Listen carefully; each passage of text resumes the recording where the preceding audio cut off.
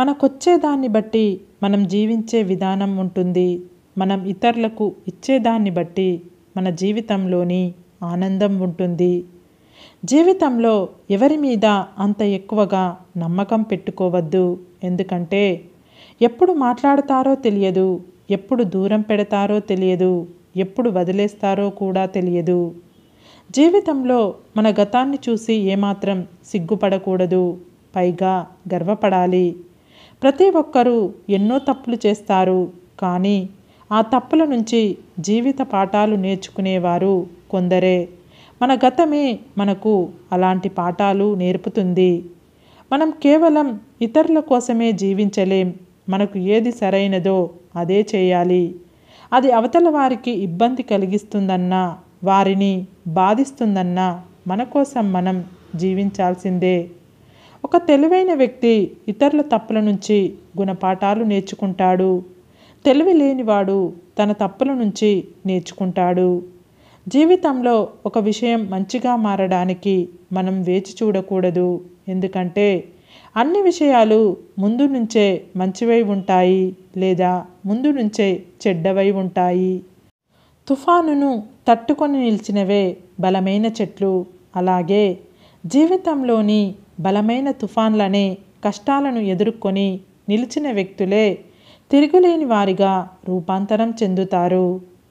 జీవితం మొత్తం ఎగుడు దిగుడు దారిలోనే కొనసాగుతుంది.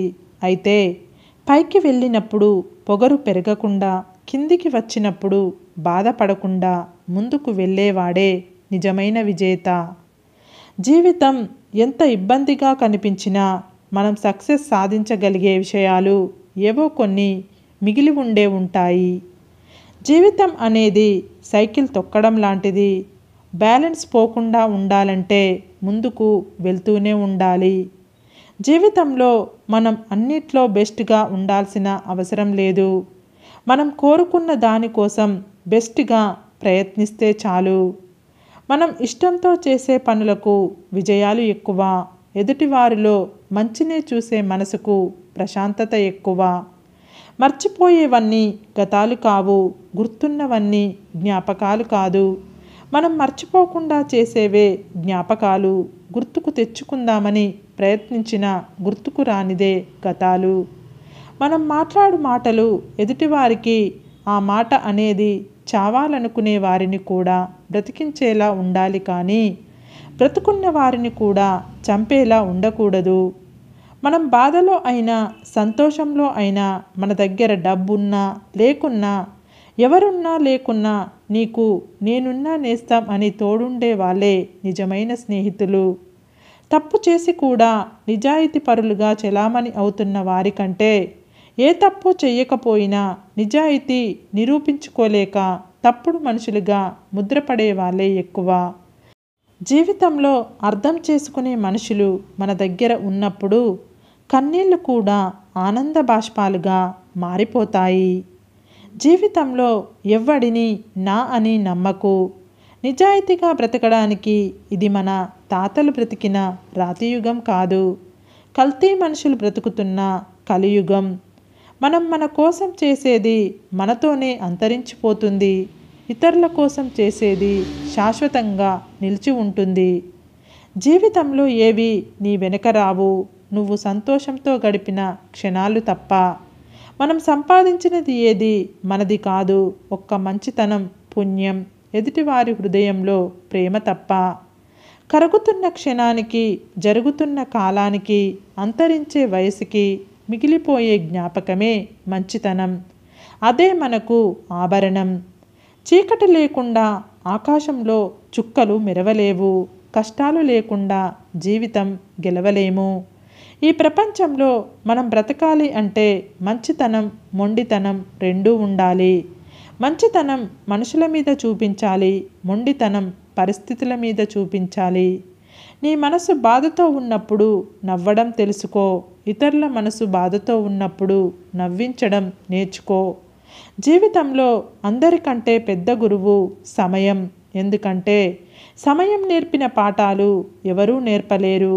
ఓపిక పట్టడం అలవర్చుకుంటే సరైన సమయంలో సరైన ప్రతిఫలం నీకు అంది తీరుతుంది నేస్తమా. జీవితం అనేది మనం నడిచే దారి లాంటిది.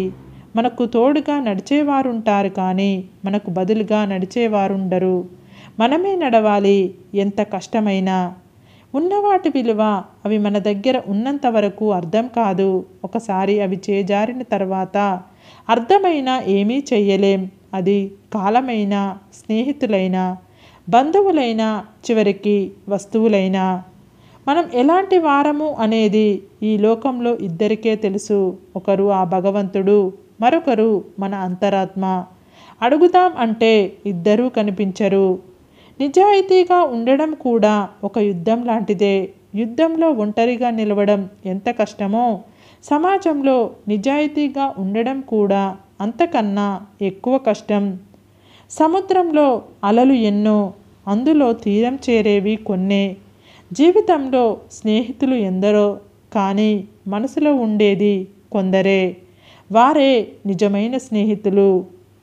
ఓపిక పట్టడం అలవర్చుకుంటే సరైన సమయంలో సరైన ప్రతిఫలం నీకు అంది తీరుతుంది.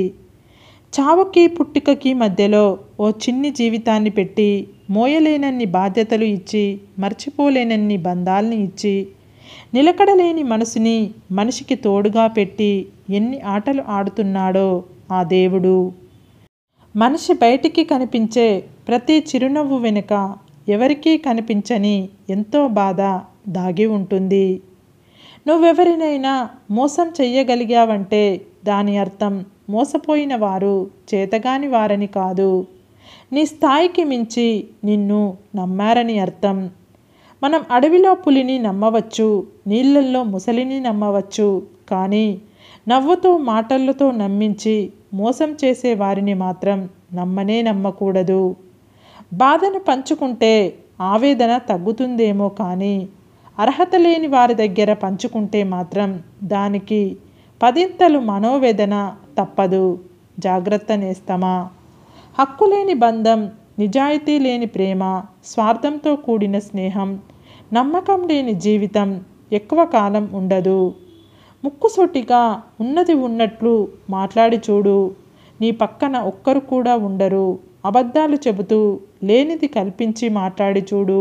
చుట్టూ ఓ పెద్ద గుంపే ఉంటుంది.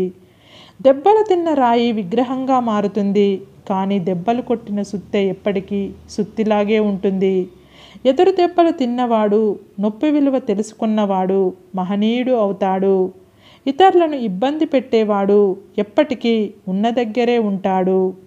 మనం ఇతరులకి సహాయపడే విషయంలో పండ్లనిచ్చే చెట్టులా ఉండాలి.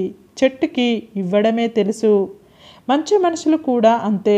ఇతరులకు సాయం చెయ్యడం తప్ప వారి స్వార్థం కోసం ఎప్పుడూ ఏమీ ఆశించరు. ఒక మంచి మాట మనిషిలో ధైర్యాన్ని నింపుతుంది. అదే మాట మనిషిని పిరికివాణ్ణి చేస్తుంది. మన మాట పడిపోయిన వాడికి లేచి నడిచే ఉత్సాహాన్ని ఇవ్వాలి కానీ పరిగెత్తే వాడిని పడేసేలా ఉండొద్దు.